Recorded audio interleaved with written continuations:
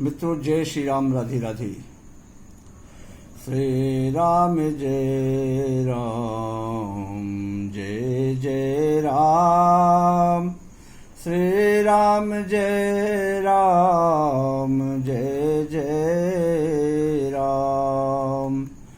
श्री राम जय राम, जय जय राम। श्री राम जय राम, जय जय राम। श्री राम जय राम, जय जय राम। परउराउ कहि कोटि विधि, काहे करसि निदान। कपट शयानि न कहत कछु, जागति मनौ मशान। महाराज दशरथ करोड़ों प्रकार से महारानी कैकेयी को समझाने का प्रयास किया, पर वो विफल रहे। वो सर्वनाश चाहती है कैकेयी, और इतना सोचकर महाराज दशरथ पृथ्वी पर गिर पड़े। पर कपट करने में माहिर चतुर कैकेयी कुछ बोलती नहीं, मानो मशान जगा रही हो, अर्थात श्मशान में बैठकर प्रेत मंत्र सिद्ध कर रही हो। तो राम राम रटे बिकल भुआलू,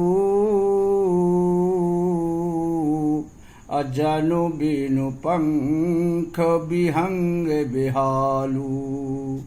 हृदय मनाव भोरु जनि होई, और राम ही जाई कहे जन कोई। राजा राम राम रट रहे हैं और ऐसे व्याकुल हैं जैसे कोई पक्षी पंख के बिना बेहाल हो जाता है। जैसे कोई पक्षी बिना पंख के व्याकुल हो जाता है, वैसे महाराज दशरथ व्याकुल है। हृदय मनाओ भोर जन हुई, और राम ही जाई कहे जन कोई। अपने हृदय में मनाते हैं कि सवेरा न हो, भगवान भास्कर उदय न हो, और कोई जाकर श्री रामचंद्र जी से यह बात न कह दे। तो उदौ करहूं जानी, रवि रघुकुले गुरे। अवध बिलो की शूले हुई है उरा। भूप प्रीति कै कई कठिनाई, उभय अवधि बिथि रची बनाई। हे रघुकुल के गुरु, बड़े महापुरुष सूर्य भगवान, आप अपना उदय न करें। अयोध्या को बिहार देखकर, व्याकुल देखकर आपके हृदय में बड़ी पीड़ा हुई होगी। राजा की प्रीत और कैकेयी की निष्ठुरता दोनों को ब्रह्मा ने सीमा तक रचकर बनाया है। अर्थात महाराज दशरथ प्रेम की सीमा है और कैकेयी निष्ठुरता की सीमा है। तो बिलपत नृपहि भयउ भेनु सारा, बीना बेनु शंख ध्वनि द्वारा। अपड़हि भाट गुण गावहि गायक, सुनाता नृपहि जनु लागहि सायक। महाराज दशरथ विलाप कर रहे हैं, और विलाप करते करते ही राजा को सवेरा हो गया। राजा थोड़ा भी नहीं सो पाए, उनको नींद ही चली गई उनकी। राजद्वार पर बीड़ा, बांसुरी और शंख की ध्वनि सुनाई देने लगी।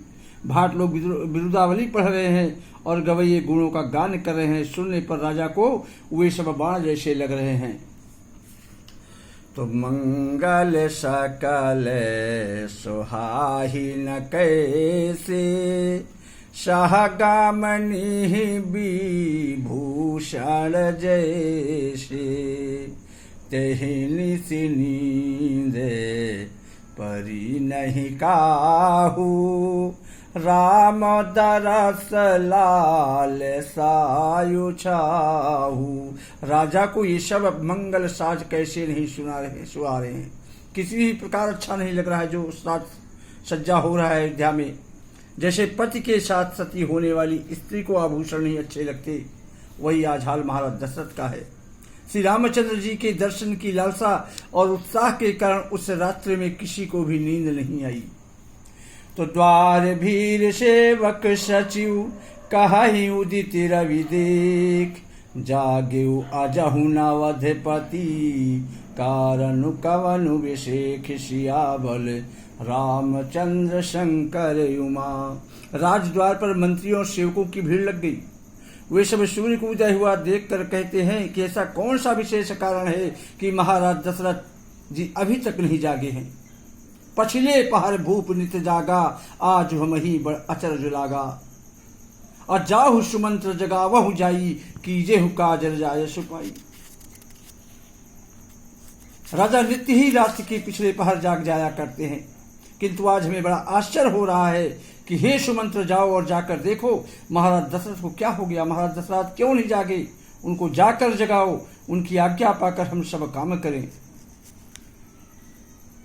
तो गए सुमंत्र तब राउर माही, अदेखी भयावन जात डेराही। धाई खाई जनु जाई नहेरा, मानहु विपति विषाद बसेरा। तब सुमंत रावली राजमहल में गए, पर महल को भयानक देखकर वे जाते ही डर गए और सहम गए। उनको ऐसा लगता है मानो दौड़कर काट खाएगा ये महल, उसकी ओर देखा भी नहीं जाता, मानो विपत्ति और विषाद ने वहां डेरा डाल रखा हो। तो पूछे को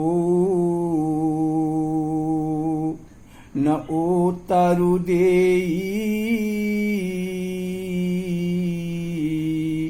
अगए जेहि भवन भूप कैकी। कहि जय जीव बैठ सिरुनाई, अदेखी भूप गति गयहु सुखाई। पूछने पर कोई जवाब नहीं देता। जब सुमंत पूछते हैं तो कोई जवाब नहीं देता। वे उस महल में गए जहां राजा और कैकेयी थे। जय जीव कहकर प्रणाम कहकर सिर झुकाकर वंदना करके बैठे और राजा की दशा देखकर तो वे सूख ही गए। तो सोचे बिकल बीबे रन मही परयो, मानहु कमल मूल परिहरयो।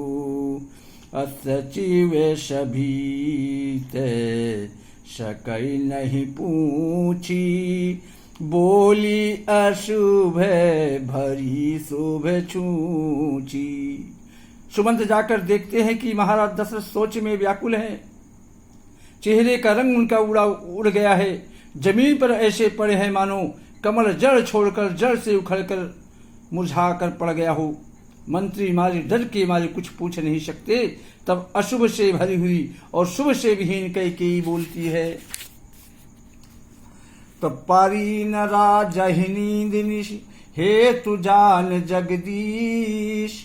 राम राम रटि भोर किया, कहाई न मरमु महीश। तब वो कपटी कैकेयी बोलती है कि सुमंत, राजा को रात भर नींद नहीं आई और इसका कारण जगदीश्वर ही जाने, भगवान ही जाने क्यों नहीं नींद आई। इन्होंने राम राम रटकर सवेरा कर दिया, परंतु इसका भेद राजा कुछ भी नहीं बतलाते। तो आनहु राम ही बेगी बोलाई।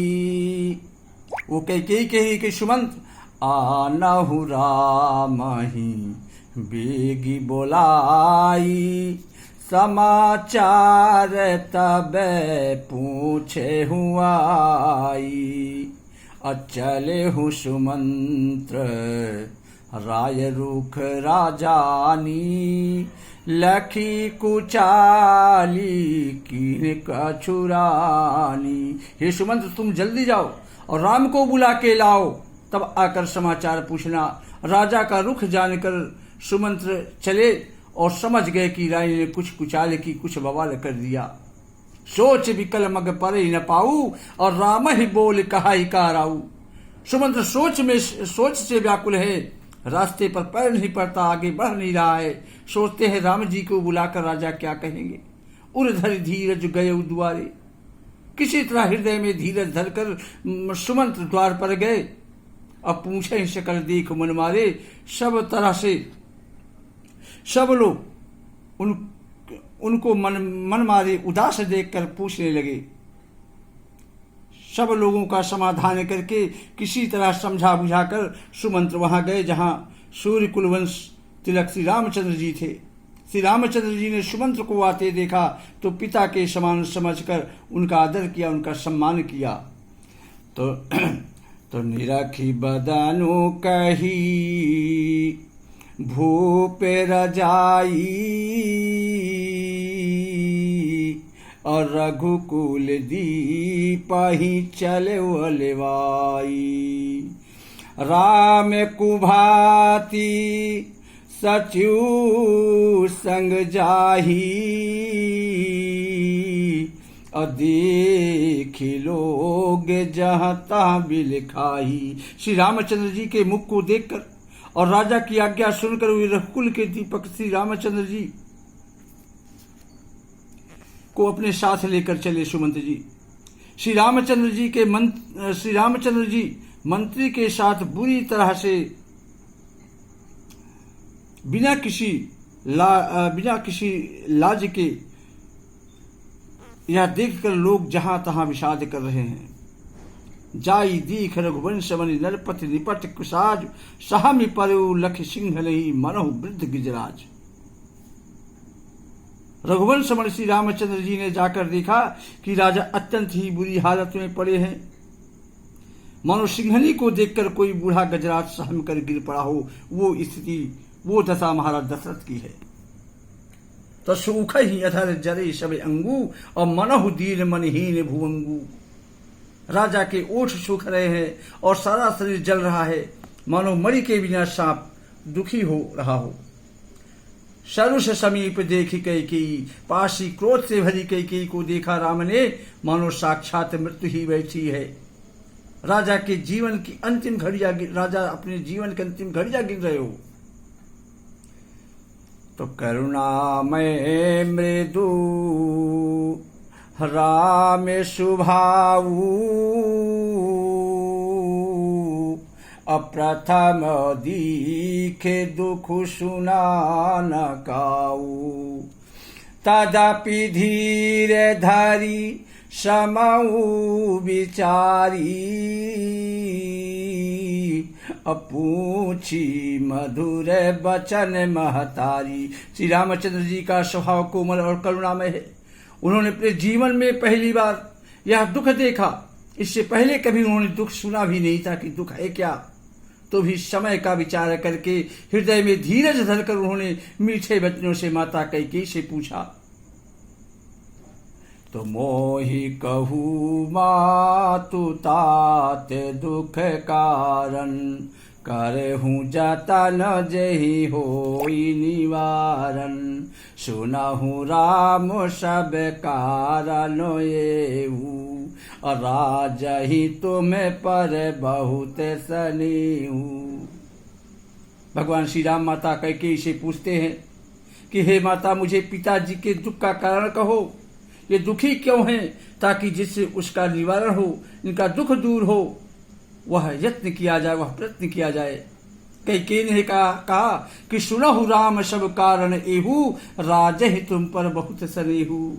कैकेयी ने कहा, हे राम सुनो, सारा कारण यही है कि राजा का प्रेम, राजा का स्नेह तुम पर बहुत है। तो देन कहे निमोही दुई बरदाना, मांगे जो कछु मोहि सुहाना। सो सुनि भयऊ भूपेयुर सोचू, अछाड़ी न सकही तुम्हारी सकोचू। हे राम, इन्होंने मुझे 2 वरदान देने को कहा था। मुझे जो कुछ भी अच्छा लगा वही आज मैंने मांग लिया इनसे। उसे सुनकर राजा के हृदय में सोच हो गया, चिंता हो गई, क्योंकि वे तुम्हारा संकोच नहीं छोड़ सकते। तो श्री राम जय जय राम, श्री राम जय जय जय राम। जय श्री राम। राधे राधे।